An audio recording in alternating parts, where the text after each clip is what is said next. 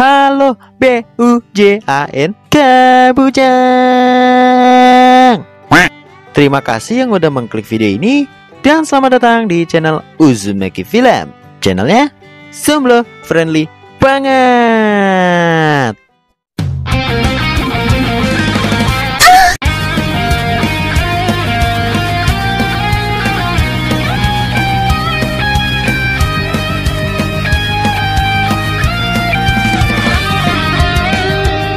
Kali ini Uzumaki Film bakal meringkas anime lanjutan kemarin-kemarin, yaitu adalah anime berjudul Kami no Mizo Sekai Megami Hen atau season 3-nya yang dirilis pada tahun 2013. Oke, daripada lama mending kita langsung aja ke alurnya.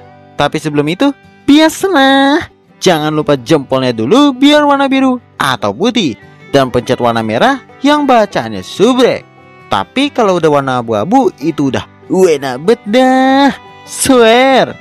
Ya udah, kita langsung aja gas ke alurnya.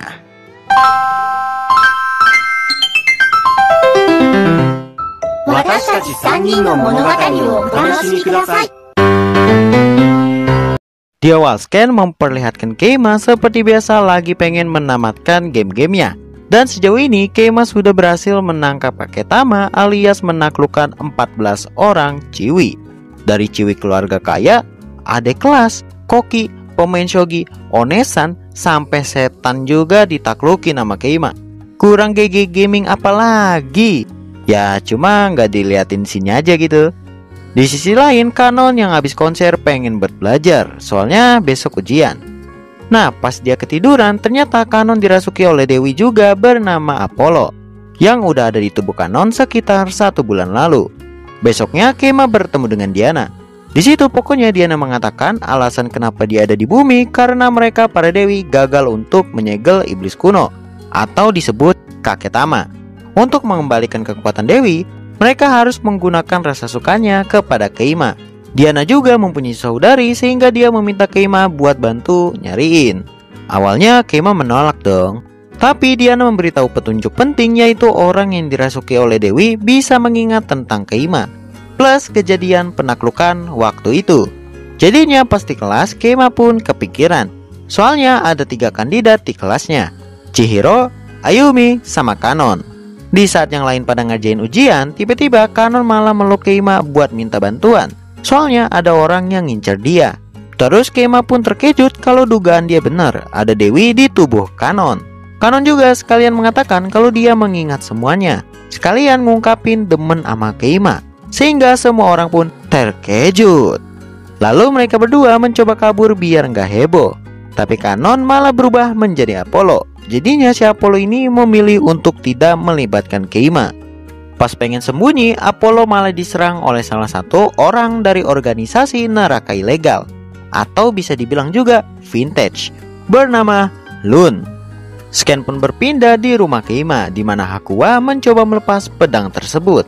Tapi ya gak bisa, soalnya Diana mengatakan kalau ada sihir neraka kuno yang melekat pada pedang itu, dan harusnya udah disegel oleh para dewi. Keima pun hanya diberikan waktu seminggu untuk menyelamatkan Kanon. Oh iya, karena sudah ada Diana sama Apollo, jadi tersisa 4 dewi lagi.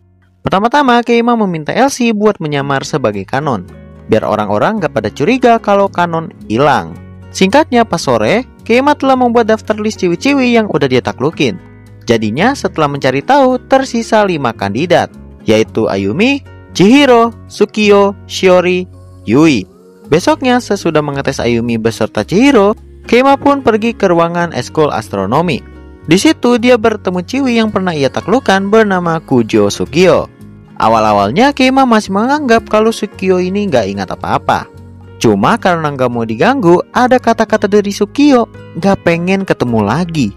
Itu membuat Keima sudah pasti fix ada Dewi di tubuh Sukio. Setelahnya Keima pergi ke perpus buat bertemu Shiori. Dan di situ langsung ketahuan soalnya Shiori kayaknya masih ingat tentang penaklukan itu. Terus Keima juga bertemu dengan ciwi bernama Goido Yui, si salah satu kandidat. Padahal sebelumnya si Yui ini penampilannya kayak ciwi-ciwi biasa, tapi mungkin setelah penaklukan malah berubah ke sikapnya jadi cowok-cowok gitu. Lalu Hakuwa yang melihat adegan itu langsung ngejeder aja. By the way, Hakuwa ini demen sama si Keima juga ya. Pas malam, Keima membuat rencana, yaitu dalam sehari dia bakal mendekati 5 ciwi sekaligus dalam rentang 1 jam. Wow! Hari berikutnya dikarenakan lagi hujan, pulang bareng Sukio jadi terhambat lah. Gak sesuai rencana, tapi ya lumayan. Setelahnya Keima bakal bareng Ayumi, cuma ada temennya, jadi terpaksa gitu. Ya walaupun sempat bentrok dengan Hakuwa tadinya, namun Hakuwa dapat menjalankan strategi Keima dengan good. Sesudahnya kini giliran Keima menemani Chihiro di tempat alat musik buat nyoba-nyoba gitar, dan ada sedikit kemajuan dalam PDKT-nya. Kemudian Keima sama Hakuwa pergi ke perpus lagi untuk memastikan. Plus Keima juga melihat buku milik Shiori yang isinya itu cerita nggak jelas, tapi membuktikan kalau Shiori udah fix mengingat tentang Keima. Pas pengen pulang, Keima malah bertemu dengan Yui yang ngasih hadiah, yaitu berupa seragam ciwi. Jadi ceritanya itu Yui ini kan demen, cuma pengen si Keimanya ini berpenampilannya kayak ciwi gitu. Tapi ada momen dimana Keima dapat kabur dari Yui. Kembali besoknya, Keima balik lagi ke perpus buat baca buku bikinan dari Shiori. Namun ya tetap aja gak jelas ceritanya. Sebelum pengen pergi, Keima diserang oleh boneka milik Sukio yang dikontrol oleh Dewi bernama Vulcanus. Kenapa bisa begitu? Soalnya ketahuan Keima lagi ngedeketin Shiori. Setelah kabur dari Vulcanus, Keima bertemu dengan Sukio di atap sekolah. Cuma tidak semudah itu Ferguson. Soalnya si Vulcanus ini kayak kang parkir, di mana-mana ada. Tapi setelah Keima dibombardir sama bangku-bangku plus keramik ya kan, akhirnya Sukio bisa menerima Keima kembali. Terus di situ juga Vulcanus mendapatkan sayap dewinya. Kemudian scan berpindah memperlihatkan Diana sama Vulcanus mencoba untuk mencabut pedang itu, dan berhasil tercabut, sehingga kutukan pun hilang. Namun sayangnya si Apollo ini udah menyegel dirinya sendiri. Jadi walaupun kutukannya hilang, tetap aja Kanon belum bisa sadar. Saat selesai bernegosiasi dengan Nora, Keima malah didatangi oleh Diana untuk membicarakan kenapa kok kakaknya bisa dapat sayap lebih dulu, padahal lamaan dia gitu. Jadi bisa disimpulkan kalau Diana ini demen juga sama si Keima. Terus pas pulangnya, ternyata Diana bisa mendapatkan sayapnya. Lanjut, hari berikutnya, Keima kunyuk banget, dimana dia malah dandan kayak ciwi buat memancing Yui. Tapi abis itu malah berhasil. Aneh juga. Lalu Keima di atap sekolah mencoba mengajak Yui kencan, tapi doi malah mikir-mikir dulu, padahal yang awal-awal pertama kali ngajak dia gitu. Ya pada akhirnya mereka kencan juga sih pas pulang sekolah. Sampai pas lagi sendiri, bener-bener dikira kayak ciwi sama si Asep deh kakak. Untungnya berkat kekuatan Dewi, Yui langsung nyentilin itu si Asep. Soalnya Keima ini so iye, gak ada niatan gelut. Sesudahnya di Wahana Kastil, Keima ini tiba-tiba hilang, sehingga Yui harus nyari. Kemudian Yui melihat Keima kayaknya lagi disandra oleh orang vintage. Terus karena kegigihan Yui membuat Dewi di dalam tubuhnya ke-unlock, yaitu bernama Mars, dan langsung menyerang orang tersebut. Tapi ternyata itu adalah Hakuwa yang menyamar buat ngikutin strategi Keima. Setelahnya mereka berdua nyosor lagi untuk bisa membuka sayap Dewinya. Lalu Keima memberikan gelang khusus kepada Mars buat jaga-jaga. Siapa tahu anggota vintage bisa ngelacak keberadaan mereka. Keesokannya Keima ke perpus kembali buat menemui Shiori. Cuma seragamnya tetap pakai yang ciwi. Terus karena udah waktunya pulang, Keima meminta buat jalan bareng. Pas jalan bareng itu Keima make wig biar nggak dikata wariot. Lagi tumbenan Shiori yang biasanya diem-diem baik kayak orang ngapel, malah ngajakin ke warung buat ngomongin sesuatu. Di dalam Shiori minta izin ke Keima pengen buat novel. Tapi tokoh utamanya si bujang Keima ini.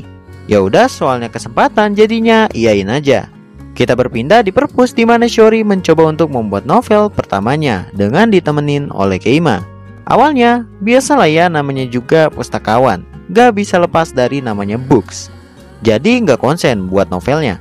Tapi setelah mendapatkan kata-kata tampan dari Keima, membuat Shiori termotivasi untuk menyelesaikan karyanya.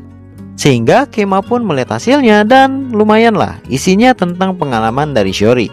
Tiba-tiba Shiori berubah menjadi dewi bernama Minerva. Anggap aja loli ya. Udah gitu sikapnya sama lagi. Plus sekalian di situ mendapatkan sayap dewinya juga. Lanjut, pagi harinya Keima malah sakit soalnya begadang kemarin buat nemenin Shiori. Padahal dia harus mencari dewi terakhir di antara Chihiro atau Ayumi. Lalu datang Ryo yang disuruh Nora untuk mengawasi Keima. Keima walaupun sakit ternyata mempunyai rencana, yaitu menelpon Ayumi buat jenguk dia. Tanpa disangka-sangka si Ayumi ini beneran datang.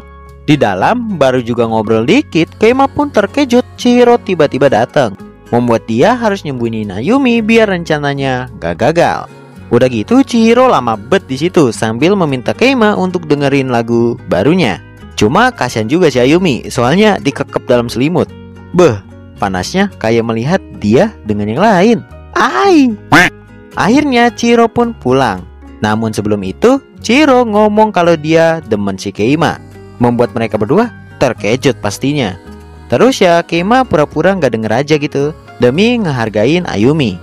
Namun Ayuminya malah menelpon Chihiro, terus mendukung buat makin dekat dengan Keima. Di sisi lain, Hakuwa yang lagi mendengarkan rapat mencoba untuk bertanya tentang rumor adanya penyusup di tim penangkap Kaketama. Tapi atasannya mengatakan kalau setiap orang itu udah diperiksa, jadi nggak mungkin ada. Setelahnya baru juga pengen balik, Hakuwa malah ditangkap oleh penjaga di situ. Kita kembali ke Keima di mana dia disuruh Diana mengumpulkan para dewi. Sesudah 4 dewi berkumpul, bukannya langsung ke inti, mereka malah berebutan Keima. Lalu sesudahnya mereka mencoba untuk memanggil Apollo kembali. Terus Keima tiba-tiba masuk ke dalam pikiran dan bertemu dengan Apollo. Kemudian Keima meminta para dewi jangan terlalu menggunakan wujud asli mereka, soalnya takutnya orang-orang vintage bisa tahu. Sementara Hakuwa malah ditahan gara-gara cuma nanya doang soal penyusup itu. Kemudian datang Nora mengatakan kemungkinan Hakuwa ditahan bisa jadi adalah perbuatan atasannya yang disinyalir bagian dari orang-orang vintage. Besoknya pembukaan festival sekolah diadakan. Terus Keima mulai sudah menyimpulkan kalau ada dewi di tubuh Chihiro, sedangkan di Ayumi gak ada. Sehingga pas si Chihiro ini ngajak buat ngelihat api unggun pas malamnya, Keima ya terima-terima aja, pokoknya dah yakin gitu. Malam pun tiba, Keima rencananya bakal nyosorin Chihiro biar langsung kelar. Baru juga nyari tempat sepi yang enak, malah ternyata banyak bet orang pacaran di belakang perpus. Terus mereka berdua pun pergi ke atap sekolah, soalnya kan para murid pada di bawah. Awal-awal pastinya canggung dong. Lalu Keima yang pengen nyosor Chihiro terkejut pas Chihiro ngomong kalau dia baru pertama kali. Tentu itu menunjukkan kalau nggak ada dewi di dalam tubuh Chihiro. Cuma Keima kembali memastikan dengan menanyakan apa benar si Chihiro ini demen beneran. Dan jawabannya sangat-sangat wow, yaitu ternyata Chihiro ini demen si Keima udah lama bet. Jadi ini murni ya, tanpa kakek-tamaan. Walaupun Chihiro nembak cowok sana sini, tapi dia bilang cintanya cuma buat Keima aja. Wanjas. Kemudian abis mereka nyosor, si bujang Keima ini parah bet parah, dimana dia menolak plus ngasih kata-kata ya baka bener demi deketin Ayumi doang. Padahal niatnya sih bukan kayak gitu ya. Setelah Chihiro pergi karena tertolak, Ayumi datang buat unek-unekin Keima. By the way, dia juga ada di sana pas kejadian. Lanjut, singkatnya Keima dan Elsie mencoba menelusuri goa yang pernah dimasuki bareng sama Diana waktu itu. Namun udah ketutup lubangnya. Lalu Keima meminta diantar ke sebuah batu karang di tengah laut. Saat ditelusuri ada sebuah aliran air mengarah ke dalam. Nah pas masuk, terkejutlah mereka berdua kalau di dalamnya terdapat Kaketama yang udah hampir bentuk sempurna. Plus ada juga beberapa orang vintage di sana. Karena merasa nggak aman, Keima sama Elsie memutuskan untuk pergi dari sana. Terus sesudahnya Keima akan mencoba mendekati Ayumi kembali.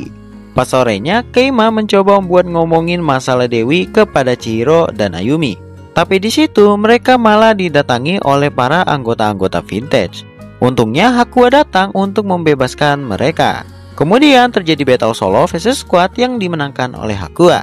Setelahnya Hakuwa mengatakan kalau para dewi beserta Chiwi bekas penaklukan Keima udah pada ketangkap oleh vintage. Nah demi menjaga Ayumi biar nggak diserang juga, Keima meminta Nora untuk jagain. Sedangkan Chihiro dibawa ke rumah Keima buat dimintai bantuan. Di rumah, Kanon udah nggak ada alias emang diculik. Tapi Diana ternyata masih ada di situ. Soalnya dia kan bukan bekas Chiwi penaklukan Keima, jadi nggak dicurigai. Lalu Hakuwa ngasih tahu tujuan utama vintage yaitu untuk membangkitkan para Kaketama. yang berada di neraka buat turun ke bumi, sehingga bahayanya bumi bisa menjadi neraka baru. Udah gitu pelaksanaannya besok lagi. Demi mencegah adanya perang, Keima bakal menaklukkan Ayumi sekarang buat mengunlock satu dewi tersisa. Ya karena kesempatan sekali aja nih. Sehingga Keima, Chihiro beserta Hakuwa OTW ke Ayumi. Sesudah memancing Ayumi keluar, Keima mencoba buat ngedeketin mulu. Tapi Vintage ini terus saja ngelacak keberadaan mereka, sehingga mau gak mau pindah-pindahan tempat. Ujung-ujungnya ya rumah temennya, berkat rekomendasi dari Chihiro.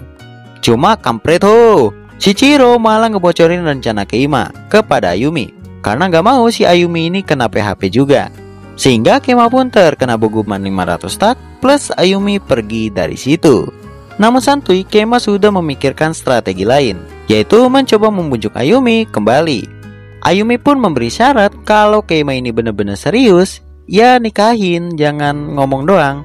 Dan ya dengan tampannya Keima setuju, terus dia pun dibawa ke rumahnya Ayumi untuk bertemu ortunya. Ortunya aja bingung, apalagi saya yang buat alurnya ini. Kok bisa anaknya masih sekolah dah pengen nikah Sesudahnya datang Rio memberikan Hagoromo kepada Keima dan Chihiro sesuai permintaan Nora, supaya nggak bisa dilihat oleh para Vintage. Tapi di situ Lun pun datang sehingga Hakuwa bakal menahannya. Lanjut, saat perjalanan mengejar Ayumi, tanpa sengaja tangan Keima lepas dari Chihiro, membuat mereka nggak bisa ngelihat satu sama lain. Tiba-tiba Vintage pun datang. Cuma untungnya Keima dapat menemukan Chihiro yang udah panik bet kayak nunggu hasil UN. Sekian berpindah di kapal yang kemarin-kemarin lah ya, dimana Ayumi sama Keima ngedumul dulu, baru habis itu mereka nikah. Tapi nggak jelas. Nah, dewi terakhir pun ke-unlock, yaitu bernama Mercurius. Namun saat Vintage datang, dia malah turu cuy. Untung Diana datang dan membawa Mercurius kepada saudari lainnya. Di situ juga tim para penangkap kakek Tama datang untuk bantuin melawan Vintage. Tentu Keima mengenal Ciwi tersebut, soalnya dia adalah bekas penaklukan Keima bernama Kurakawa Akari. Gak terlalu penting sih sebenarnya. Di sisi berbeda, para Ciwi sama Dewi yang lain udah dibebasin. Plus mereka pun menghancurkan batu karang itu. Kita berpindah di hari terakhir festival buat melihat bandnya Chihiro tampil. And by the way, lagunya enak juga sih. Malah aku sampai ngulik-ngulik di gitarku juga. Lanjut, sementara Keima bukannya nonton konser, malah terlihat nyesel udah ngomong yang enggak-enggak kepada Chihiro pas dia habis nyosor. Kemudian anime ini ditutup dengan memperlihatkan 5 hari setelah kejadian, di mana anggota Vintage udah pada ditangkap. Hakuwa yang sebelumnya udah dipecat dari tim penangkap kakek Tama kini diterima lagi. Dan seperti biasa, Bang Pro Player Keima melakukan rutinitasnya sebagai penamat game. Akhirnya cerita pun selesai. Oke, mungkin segitu dulu untuk alur cerita animenya. Sayang banget ya nggak ada season 4-nya sampai sekarang. Padahal masih bisa dilanjut gitu. Tapi ya nggak apa-apa lah ya. Next, alur cerita anime apa lagi nih yang seru? Plus bisa bikin para bujang anime menangis melihatnya. Silakan kalian tulis di komentar ya. Soalnya aku butuh bantuan juga nih buat nyari anime-anime yang bagus gitu. Ya pastinya nanti aku bakal buatin, cuma ngantri ya. Sekali lagi, ngantri. Oke? Ya udah deh, sampai di sini dulu. Makasih banget bagi kalian yang udah nonton sampai habis. Jangan lupa like kalau kalian suka. Kalau nggak suka ya dislike aja, nggak apa-apa. Dan subrek channel ini kalau bisa nyalakan loncengnya biar tahu kalau aku upload video baru. Plus makin semangat bikin kontennya. Sampai jumpa di next video dan sayonara. Bujang. Tempat dinding jos.